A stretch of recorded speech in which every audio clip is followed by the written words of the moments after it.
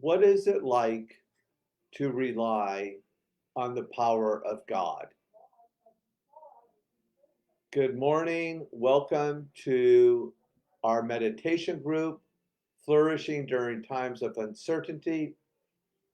My name is Father Frank Buckley. I'm delighted to be the host for this morning. Happy Wednesday. Today is going to be a great day.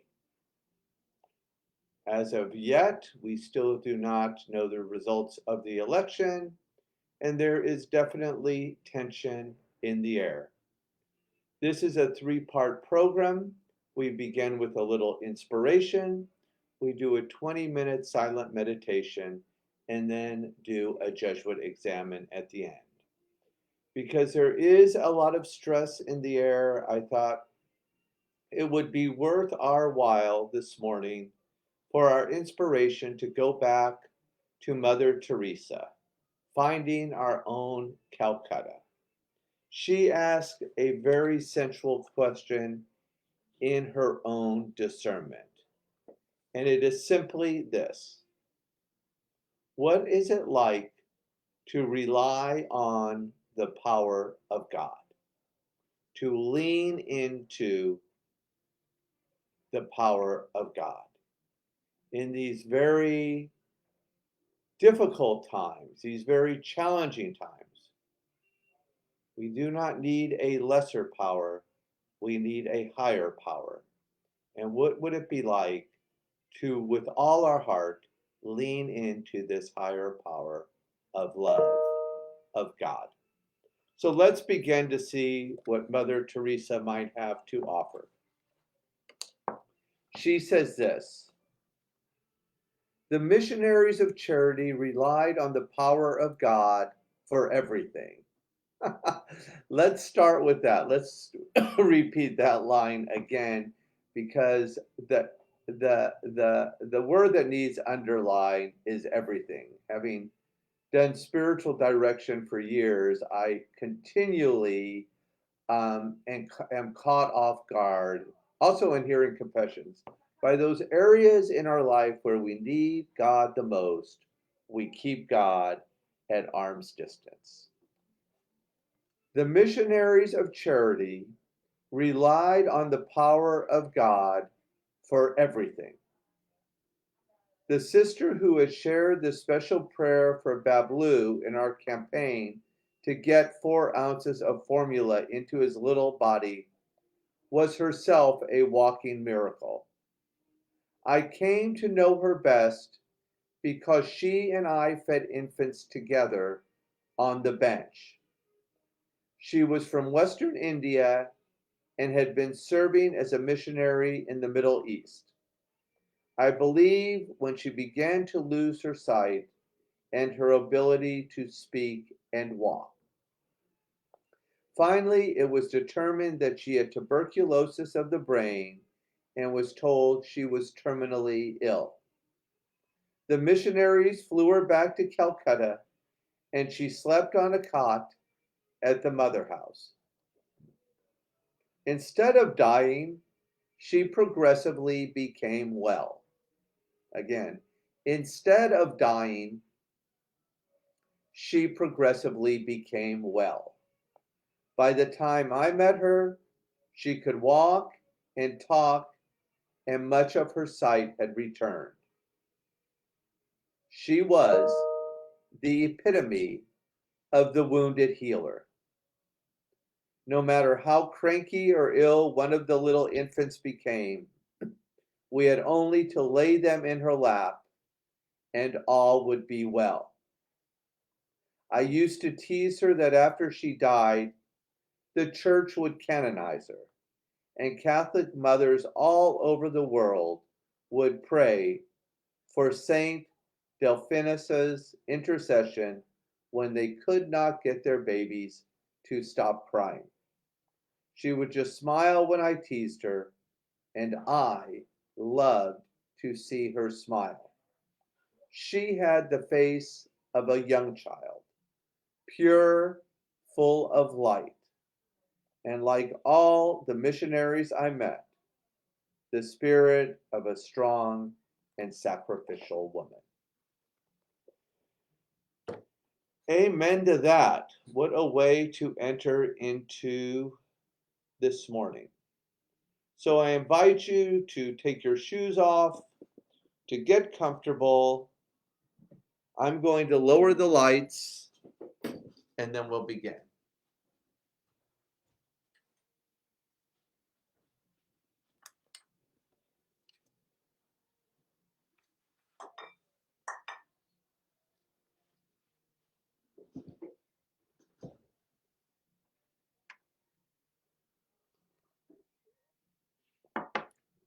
We'll now move into the second part of our morning practice, and I will do a little guided meditation for us this morning, and then we'll move into silence. So one of the ways we flourish is to unplug. I have the timer set for 20 minutes. Let me just move this thing back a little. I invite you to lower the eyes or close your eyes, whatever feels safe to you. Turn the gaze inwards, and we'll begin and end with the sound of the bell.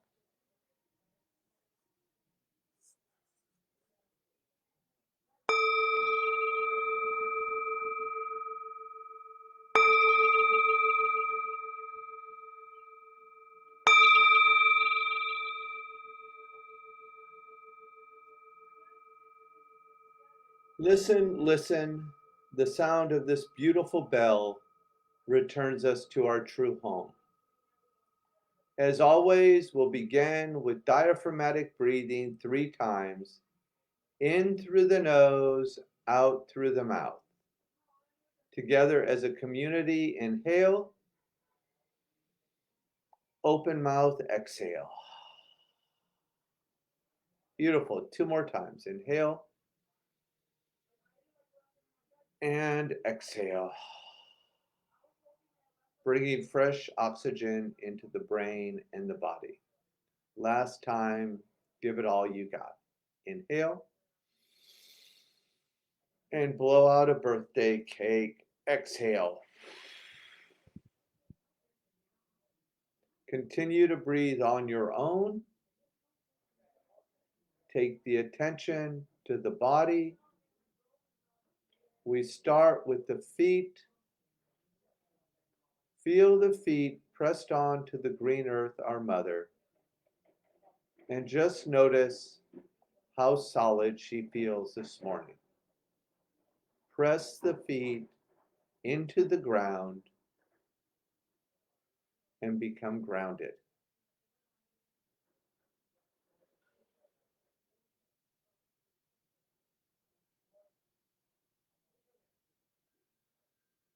Thich Nhat Hanh says the miracle is not only that Christ walked on water, but that he walked on this beautiful green earth.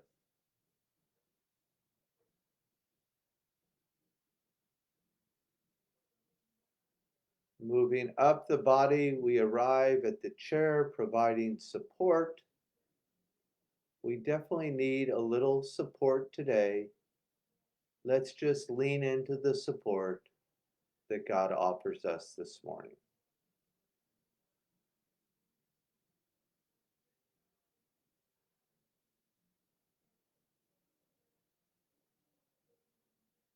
Gently lengthen the spine just a little bit. Relax the shoulders. Anything that you've been holding on to, just let go, surrender, release.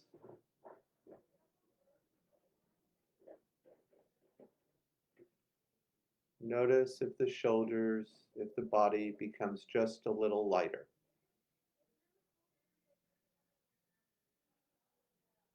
Next, I invite you to take the hands to the heart.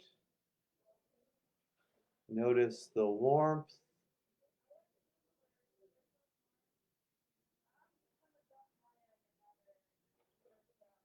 And let's move to a place of gratitude. See if you can name in one word something you're grateful for in this moment.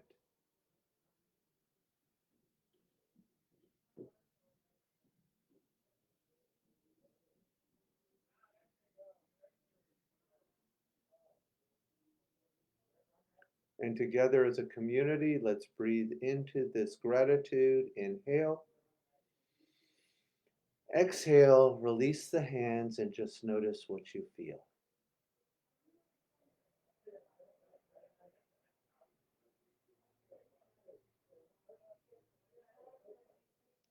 Finally, we arrive at the forehead, the seat of intuition, and we focus on an intention for this morning, being courageous enough to ask God for something great and beautiful today.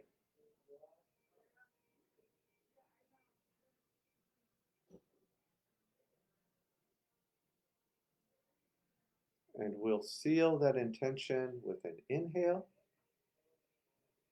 and exhale. Engage your sacred word.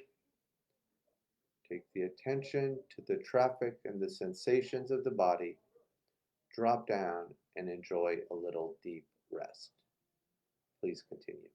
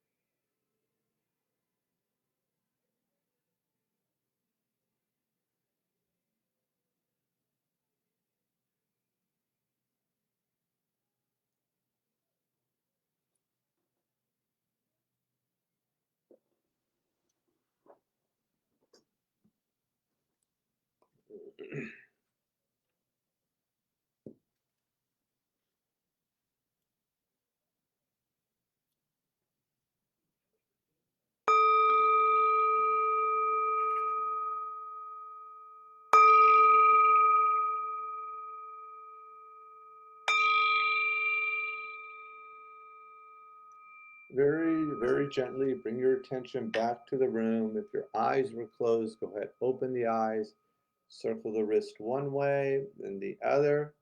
Let's inhale, stretch up, lean to the left, healthy spine, healthy body to the right. Release, shake out anything you've been holding on to. And what a perfect segue into our Jesuit Ignatian Examen. So for today, we'll just look over the areas in our lives and try to name 3 places God has come alive in beautiful and distinct ways for us recently. One of the main things we try to do here is, as my friend Robin used to say when I was at Loyola Chicago, connect, connect, connect. So please put those in the comment box. It also helps for your neurons that fire together, wire together, not only to think them, but put them down in writing and to really get the neurons firing in a way that we can flourish. I will try to model that by just naming 3 places God's really showed up for me recently, especially on our Jesuit campus here at Blessed Sacrament. Um, Here we are back in ordinary time at 9 a.m. Thank you so much for your flexibility. These last 5 days, I got to do this dynamic psychotherapy workshop, which was absolutely amazing. It was a lot of the therapy and direction I do is alone, so it was so great to do in community and get supervision and to really take a deeper dive into healing. So that was wonderful, amazing. But I have to tell you, I'm also very happy to be back to our usual time and to a regular order. So thank you for all of your flexibility for those who actually tuned in early, and welcome back everyone else.